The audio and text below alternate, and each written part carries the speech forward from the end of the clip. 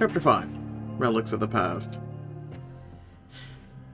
You can't shake the images from your mind. Peter, unconscious, bleeding profusely on the floor, pipe, shrapnel embedded in his body. A gloominess sways down the air, as if the incident still lingers in the room, as it does in your thoughts. You're sure Peter will be okay? The supernatural healer can help him? Lila, you heard what Dr. Lee said. Peter will make a full recovery. This is all my fault. Nothing would have happened if I wasn't here. Nonsense. You didn't cause the pipes to explode. I saw the entity from the other night. It was right outside the window seconds before the pipes exploded. Alexander and Skylar share a quick, startled look, their expressions growing grave. First the waiter at the restaurant, now Peter. Whatever this is, I don't think it'll stop hurting people until it can get to me. And I don't want to be the reason innocent people suffer. Not only is it hurting people, it's risking the supernaturals of Hidden Grove, revealing their identities to humans.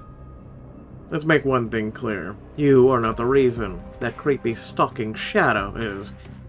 The wolf is correct. You are as much a victim of these attacks as anyone else. We now have definitive proof that this entity is following you, which means we must up our protective measures. The two of you were already watching me around the clock. What more could you do? At the very least, it isn't safe to leave you alone at this inn. Agreed, which is why Lila's staying with the pack from now on. That's preposterous. She's staying in my castle with its built-in fortifications. Haven't you ever heard of strength in numbers, Bat Boy? As the alpha of your pack, I would have thought you would have more concern about putting your people at risk. You know what I think? I think your plan isn't about Lila's protection, but keeping her to yourself. Oh, enough. I don't need to hear you bickering right now. Your panic channels itself into anger at the entity of Peter's injury, and in this moment at the rivalry. I know the two of you are in the middle of a pissing contest, but people's lives are at risk. Skylar and Alexander look at you sheepishly, and you meet their eyes. A subtle calm washes over you as you realize what you have to do. Besides, I have a better idea. I need to leave Hidden Grove and strike out on my own, like I always have. Did you not hear a word we just said? The thing's tracking you, Lila. Yes, and things are only going to get worse. I can't let anyone else get hurt. I can take care of myself. You think back to all the darkness and danger that's followed you your entire life and how you've always come out largely unscathed. I've done it so far. I may be just a human to you two, but I'm not helpless, and I never have been. We do not think of you so little of you. We simply know not to underestimate this entity. Alexander and Skylar share another, much more intense look, and you sense a unified front as they look back at you. The fact of the matter is, you're much safer here under our protection than you would be anywhere else alone. And not only that, most of the townspeople here are supernaturals. That means they're more durable and can heal faster. A normal human in any other town you would go to would be in much greater danger. I don't want to throw these people in the crossfires just because they're durable. The image of Peter's mangled body jumps back into your mind, so vivid you can almost smell the blood. If the shrapnel had been bigger, or if it had hit a vital organ, then not even Peter would have made it. Panic bubbles inside of you, sending pins and needles through your limbs and making your head spin. Oh God, not this. I haven't had to deal with this in so long. The panic overtakes you like a thick fog, relentless and impossible to push away, your breasts growing shallow. Lila, what's wrong? She's having a panic attack. We need to calm her down. At once, Alexander is at your side, his cool presence a balm, but a far too distant one. You faintly feel his hand on your arm. You need to sit down. You sit on the chest at the end of your bed, gripping the wooden edges. Do a breathing exercise. You take a slow, deep inhale and hold your breath at the top. 1, 2, 3, 4, 5. And you slowly exhale, feeling your heart rate start to slow. Lila, you okay? I'm better. I have some experience calming myself down, given, well, everything. You can feel so close on the edge, the pit in your stomach causing your breath to remain shaky. Alexander places a hand on your back, a far gentler touch than you'd expect from a being so strong. You're far too tense. I happen to know how to give a good massage. Let me help you. Skylar is at your other side, warm hand sliding into yours and squeezing. And I know some hands-on breathing techniques. Wolves use them when dealing with their first transformations. It should help. I feel safer just being near Skylar and Alexander. I wonder how much more comfort I'd get from their touch. Except their help. Whatever you both can do to help, I'm open to it. Our first priority should be getting you out of this room. You won't be able to relax with a constant reminder of what just happened. Luckily, I know the perfect spot. Skylar guides you down the hall to a peaceful wood-lined spa room, lighting candles as you step inside.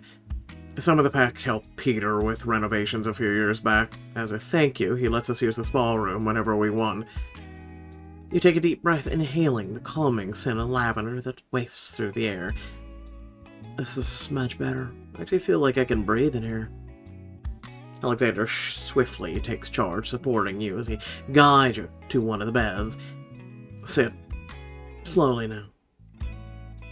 Without taking his steadying hand off your shoulder, he moves to sit beside you, the bed shifting as he settles into place. Just focus on feeling of my hands. Nothing else matters right now. He digs his thumbs gently in your shoulder blades and then kneads with his palms, applying the perfect amount of pressure to steal your attention. That's nice. You're still half swallowed by the panic. You're breathing rapid, but you can feel each muscle under his touch begin to release. As his hands work over more of your back, it's like you're a block of ice thawing. Your body turning warm under his touch and thoughts slowing down. Alexander, need softer. Each time his fingers skirt a tighter knot, you tense, anticipating a bite of pain that keeps your mind moored in your lingering anxiety. But, Alexander's nimble fingers are capable of bringing sensations other than pain. But don't stop. Of course. Please tell me if it's still too much. He changes tactics, and you realize just the tips of his fingers brush against your back now, the sensation feather light. A shiver builds within you, one of pure pleasure, as his fingertips skirt along the swells of your breasts. It releases in a shudder. Oh, we're laying on our back. What? I'm so confused. I take it I hit the right spot. You feel his breath on the back of your neck as he chuckles. Being alive for hundreds of years has its advantages, including the ability to master a multitude of useful disciplines. Your awareness is brought back into the room at the sound of Skylar's snorting dismissively. Yeah, well, all the experience in the world is nothing compared to natural talent. In fact, I'll show you. Still a pissing contest, boys. Skylar takes your hands and guides you back to your feet. He brings you several steps away from Alexander, then moves behind you. Senses still tingling from Alexander's touch, you're hypersensitive as Skylar's hands slide around you and settle on your lower stomach. Oh. Close your eyes and breathe deeply. Feel how you move my hands with each breath. As he speaks in a low, hypnotic voice, your eyes slide shut. When you breathe, you feel his warm hands rise against your stomach. How's that? I think you should move your hands higher. Cover his hands with your own, guiding them higher over the peaks of your breasts until the rest on your cleavage. Wow. Over my heart. Just like that. Right. Your heart. Yeah, no, me and Skylar are in sync. This time when you inhale, you hear him inhale along with you. and feel his breath against your neck as you exhale. There you go, just like that. Feel us, hear us, breathing together. But the position of his hands makes you hyper-aware of how much you want them a little lower, squeezing you as he breathes harshly against your neck. Your breathing has sped up again, but this time it's shaky for a different reason. He chuckles smugly. So, who made you feel calmer? You step away from him and turn, Skylar's smirk at odds with Alexander's jealous scowl. I can't deny more of their touch would feel nice, which gives me an idea. I don't think I can decide yet. I need further demonstration of both of your techniques. I will not debase myself trying to compete against a dog. I'll do it. It's because he's a dog. You let out a squeak as Skylar sweeps you up his arms and carries you back to the bed where he lays you down. You're free to leave, Dracula. We won't miss you. He takes your foot in his lap and starts massaging your aching soles. The pleasure so immediately intense your head falls back against the mattress. Oh, God, that's heaven. A foot massage is nothing compared to a good hand massage. You wonder if you're dreaming as the bed shifts again and Alexander sits beside you, taking your hand and pressing his thumbs into your palms. Oh, you can feel the competitive energy between them and you relish in it, in the way that they're working your body like magic. Never imagined a hand and foot massage could feel this good. Skylar's the one who moves first, his touch sliding up past your ankle to your calf, kneading in luxurious motions. Right there. Alexander doesn't let Skylar one-up him, skilled fingers moving up your arm, rubbing over the tired tendons and making you melt. Roll onto my stomach or stay on my back. Roll over. With a groan, you flip yourself over. Skylar and Alexander only taking their hands off you for a mere second. You need to resettle. Then they're back. Skylar on your upper thigh, Alexander at your bicep. The combination of their touches, heady and addictive. How do you feel, Lila? His voice is low and smooth. You can picture the smirk in it as his palm slides up towards your glutes. Really, really good. Just good? Alexander's voice is just as husky as his touch moves down your back, stopping at your hips and kneading sensuously, unseen by them. You bite your lip. Great. You hear both of their soft chuckles, and there's something about them working together to massage you that turns you on like nothing else. His grip on your waist and hips is strong and calming, and when Skylar moves up and kneads at your rear, it reflects the same attitude. There's nothing you can do about your expression of bliss. You feel Skylar and Alexander hungrily watching you, every shift in your face. I need more Alexander or Skylar? Well, you gotta make us choose. This one's I'm gonna go with Alexander. It would be my pleasure. Alexander's hands skim up your sides, gradually adding more pressure as he reaches the sides of your breast, deeping under your bra. This cold touch on your overheated skin creates a contrast that makes your nips stiffen. He leans in close, his mesmerizing voice a whisper in your ear. I can hear your heart pounding. I wonder what could be causing that. With firm, confident touches, they each find a source of tension and knead it out of you in a burst of release. The release is the last of your inhibitions as each wave of pleasure washes over you. Your body grows luxuriously tired from the workout they put in through, and as your bones grow heavy, utter comfort sinks into you. Now this is where you start going...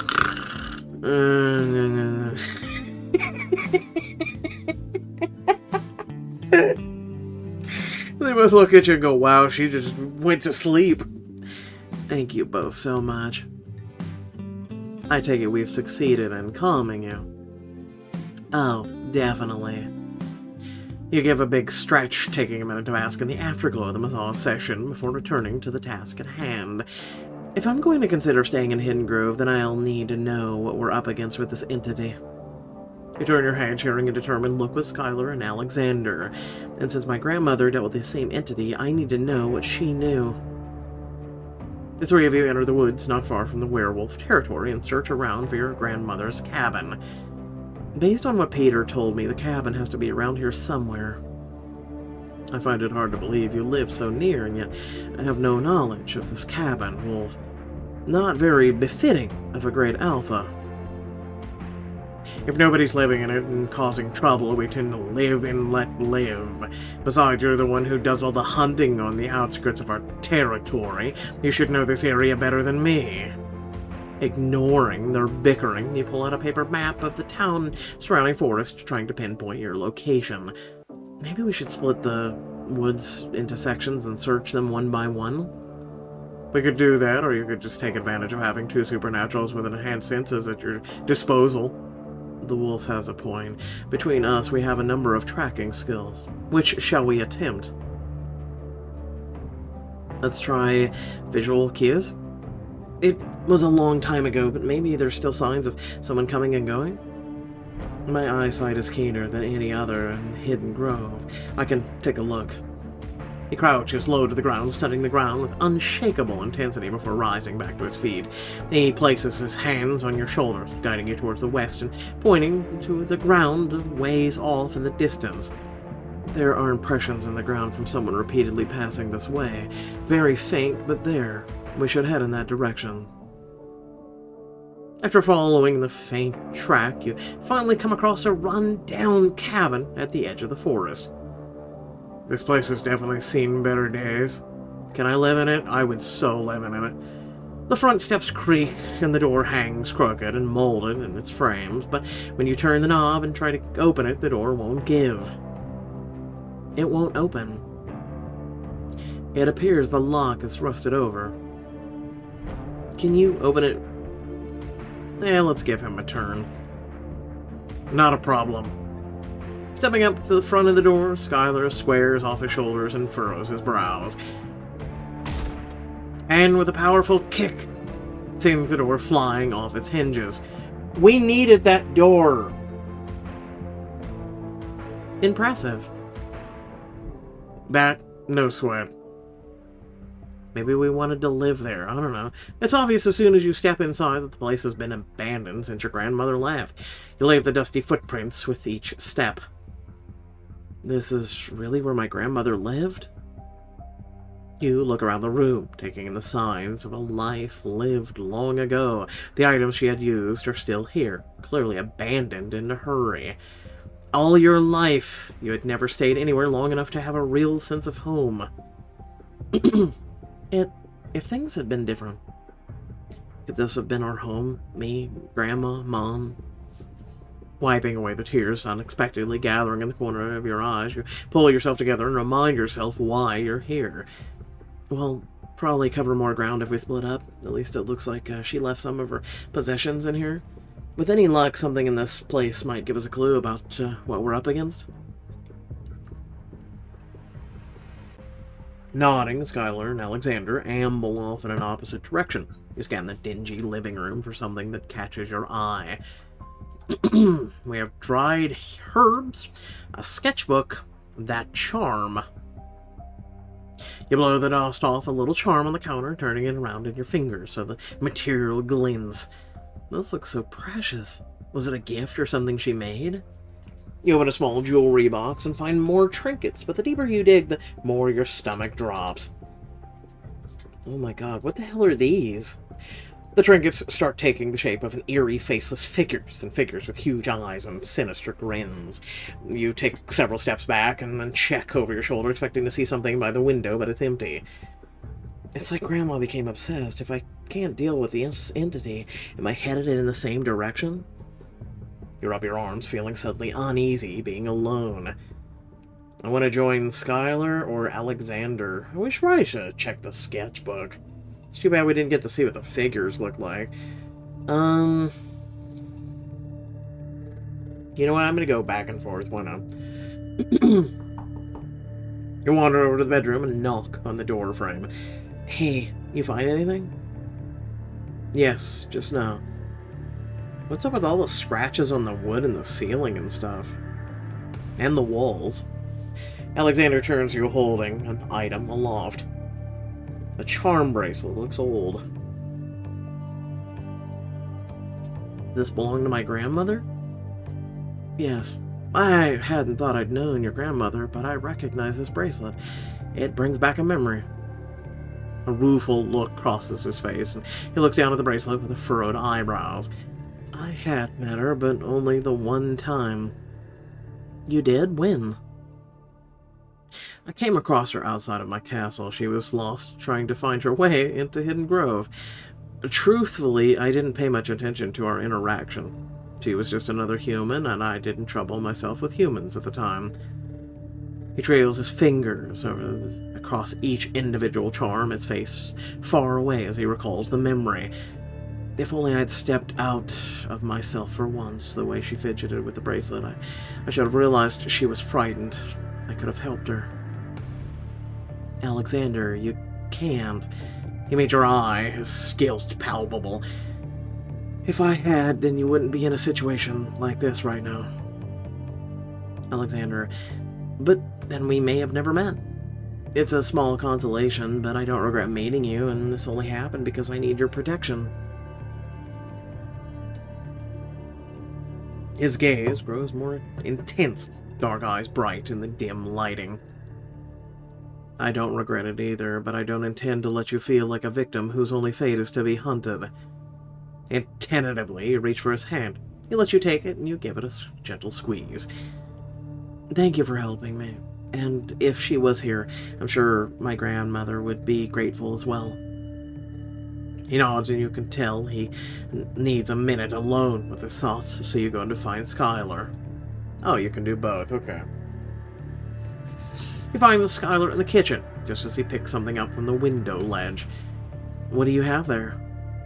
He turns to you with something off-white in his palm. It's large, and at first you think it's a bone, until you see more clearly. Oh, wolf tooth. Where would my grandmother get this? When someone's given a wolf tooth, that means they've been issued an official warning from the pack. Then she was ordered by the pack to leave because of all the bad luck. She had been brought to town. Skylar gazes down at the tooth with palpable guilt. Would I have made a different choice if I was the alpha back then? She must have felt so lonely and isolated. I can imagine it, not having my pack around me. I don't want something like that to be your future.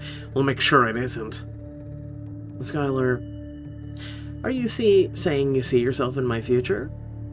You ask the question tentatively, but he freezes. There's something unspoken in his gaze, something deeper than you've seen before. And if I said I was? You slide your hand down his, giving his fingers a brief squeeze. Thank you. I don't think I've actually said it before, but I feel safer with you here. You leave him with a feeling of something heavier lingering in the air behind you. You wander back into the living room and over to a bookshelf where you peruse the titles and find one that's unmarked and pull it out. What do we have here? Opening it, you find journal entries from when my grandmother lived in town. This is exactly what I've been looking for. This could answer so many questions. What's going on with the entity? If my family is the only one that's haunted? Ah, that's her grandmother. Get some answers, shall we?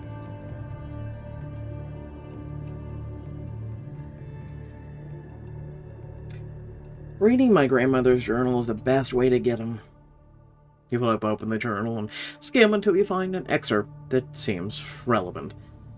October 13th, I arrived in Hidden Grove today and was immediately given the sense that I was not welcome. Now playing as Bernice Griffin. The sun had long set. My feet were aching from the trek. Curse my luck that I didn't have money to spare for a driver. I was beginning to feel the familiar prickle at the back of my neck, the one that plagues me when night falls. I must be near town now. What I wouldn't give for some light, a warm meal and company. As soon as I thought that, I saw a castle looming in the near distance. A menacing sight, truly, the windows unlit and the facade crumbling. Don't let Alexander read that. I thought surely it was a relic of some forgotten era. But as I neared, I realized I was not the only person out at this hour. Oh my, I'm sorry I didn't see you there, sir. You were out late. Are you sure that's wise? He seemed unfriendly, and for a moment I wondered if this was a manifestation of what I'd been running from. Had the blight taken proper shape? But no, I didn't feel the same tremor in my bones, though this man made me uneasy all the same, skulking as he was in those ruins. I'm on my way into town. Hidden Grove is just a few more minutes up the road, I believe. You are correct, though the people of this town are not used to receiving visitors. It wasn't a heartening thought, especially with the ever-present prickle of unease trickling down between my shoulder blades. I have a reservation at Greenwood's Fine Inn. I'm expected. He watched me pass with an inscrutable expression, and I reached town and was seen to my room. My nerves have calmed a tad, though I know sleep will elude me tonight. Now playing as Lila. You look up from the entry to find Alexander looking slightly sheepish. Damn, Alexander. I guess you weren't thirsting for Grandma's blood. So much for a welcome wagon, huh? I'm surprised she even made it the rest of the way into town with the vibes you were giving off. Which were totally of serial killer variety, just in case you didn't realize. I was just as wary of her as she was of me, for your information. In hindsight, I can see why she had so much to be uneasy about that night. He gave his arm a squeeze and returned to the journal. November 2nd. As the occurrences around me have grown more dire and numerous, I've caught increased sightings of the blight. Now playing as Bernice. I've decided to separate myself from the townspeople for their safety. Luckily, this cabin was available to rent, and my wages from the diner are sufficient. The isolation hit me at night, however, when I feel like I can hear strange noises all around the cabin, so I've been setting up warding. Where did that nettle go? Oh, putting together all these charms will be the end of me. Why is it so complicated? What exactly do you need charms for, Bernice?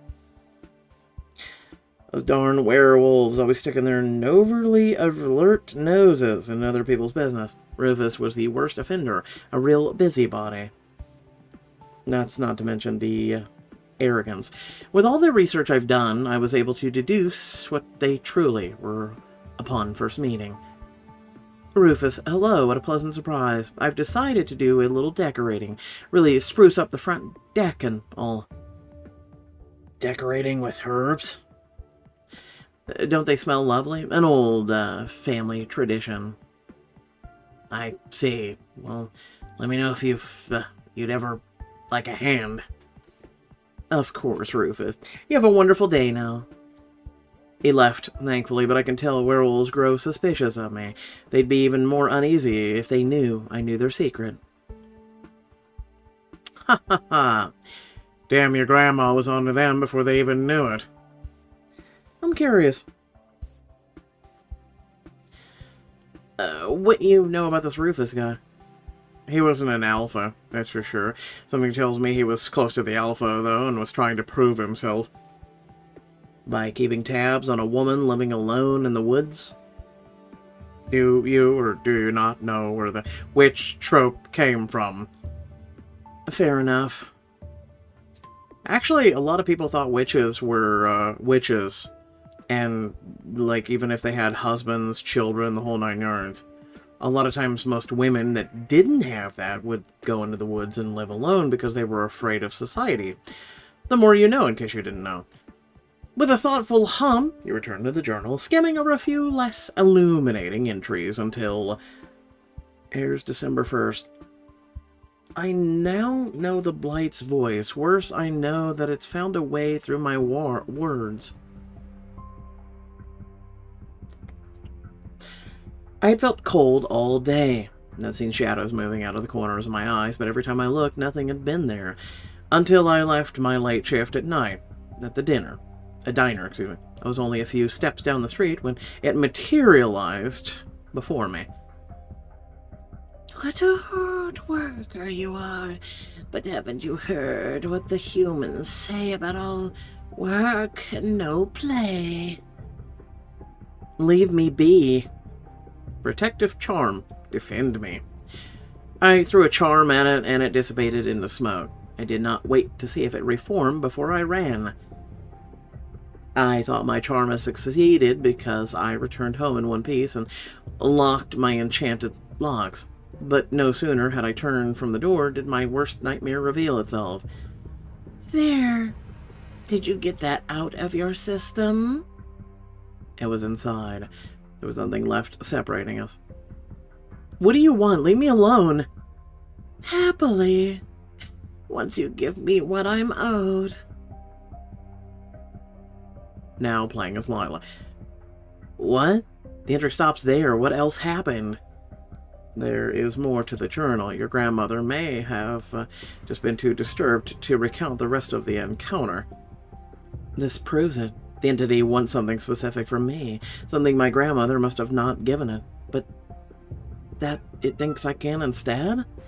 But what? If my grandmother knew, would she have written it down somewhere or kept it to herself? But what disturbs you the most is the written proof of how difficult the entity will be to keep at bay. My grandmother tried hard to evade it, but all amounted to is nothing.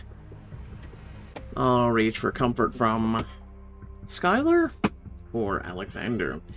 And the kitty's doing his thing. I hate these options.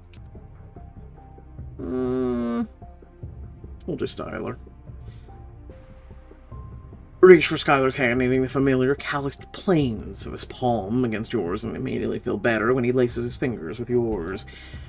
Hey, we'll figure this all out. You've got your grandma on your side, and you've got me. Feeling a little calmer, you turn to the last page of the journal. Your grandmother's final words can hardly be called an entry. December 7th, I need to get out of this town. A full body shiver racks you. As you glance towards the window, you can't deny your urge to follow your grandmother's advice for yourself. Skylar squeezes your hand, and you look back to him to find him watching you perceptively. Hey, your story's gonna go a different way. I'll make sure of it. Your grandmother had no support, but the entity is outnumbered by 3 of us. I hope you're right. You see comfort in their words, heart aching for your grandmother and the unknown end to her story with the entity. You're just setting up the journal back on the shelf when the ground starts trembling beneath your feet. A crack splits the wall in front of your eyes, sending the entire bookshelf tumbling down on you. Lila! It happens in a blur. You realize you've been pulled several paces back, Alexander's arms protectively around you while Skylar holds the bookshelf up. We need to get out of here. You're too numb to move, so Alexander carries you to the front door, Skylar right behind. Outside, you're consumed by panic as Alexander sets you down. This is the entity again, I know it. She's trying to send me a message. A sharp crackling sound rings out and one of the cabin's windows shatters before your eyes, before the trembling stops. You hug yourself tightly. This is worse than it's ever been. I don't know what to do. Skylar and Alexander are on either side of you, hands heavy on your shoulders, speaking soothing words to you. You are not alone this time. The entity is aware we're on its trail. It's panicking. See that as us gaining the upper hand. You stiffen, every instinct telling you that this is when you have to run, get far away, and delay the entity's approach once more. But instead you lean into Alexander and Skylar, letting them steady you. Do you really think that the entity's scared? You don't know if the thought fills you more with hope or with dread. Certainly. She wouldn't be causing this much destruction otherwise. Have you ever heard of a poltergeist, dude? Animals lash out when they're frightened, and that's exactly what this entity is doing. Have you ever heard of a poltergeist? I'm serious! Suddenly Alexander goes still, so still that your arms prickle with alarm. Alexander? I sensed something, a supernatural presence I was too distracted to notice when we arrived. Wolf, can you... Yeah, I get it too. Lila, get behind us. You follow close behind as they follow the mysterious sensation away from your grandmother's cabin. The trail leads you to a trap door, practically concealed behind thick overgrowth. Skylar stands protectively in front of you while Alexander approaches the brambles. The sensation is coming from here. Fangs bared, he rips away the layers of ivy and then yanks open the door. The source of the magic is a duffel bag. So the source of magic is coming from there? I believe so. So... is it possible the entity is in there? We don't know what it's capable of. Maybe it can shapeshift? It's entirely possible, but I doubt it's in here. The power signature of this object is different. How would you know? Alexander carefully opens the bag as you and Skylar move closer. Skylar still shielding you. Delicately, Alexander begins removing items. A flashlight. That makes sense out here in the woods. Stacks of cash. Well, this could be helpful. A switchblade? Alexander's careful to cover his hand with a cloth before touching the metallic handle. Silver. Your grandmother was a smart lady. This must have been her go bag in case she ever got into trouble. I guess she wasn't able to get to it. Oh, I found the source. Alexander unearths a set of clothing from the very bottom of the bag, and even you can feel it pulsing with a strange energy as he unfurls it. Your grandmother must have had some sort of protective spell placed on it. See? Stick with us and you never know what kind of benefits you'll get. Come on, Lila, it's yours now. The other things in the bag could prove useful as well, especially the money. We can go on a shopping spree and... oh. So let me think about this. Protective warding. Listen, I'm just kind of curious where the family warding is, or the, warding period. Is it on the sports bra? Is it on the shore?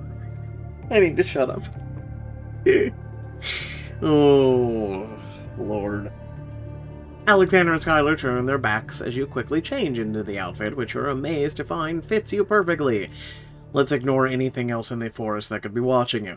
It must be part of the magic. Skylar glances over his shoulder and then whistles when he sees you. Magic is one way to put how you look at that. Have you finished changing, Lila? I have. Only then does Alexander turn around, giving Skylar a glare on the way, but his expression evens as he looks you up and down.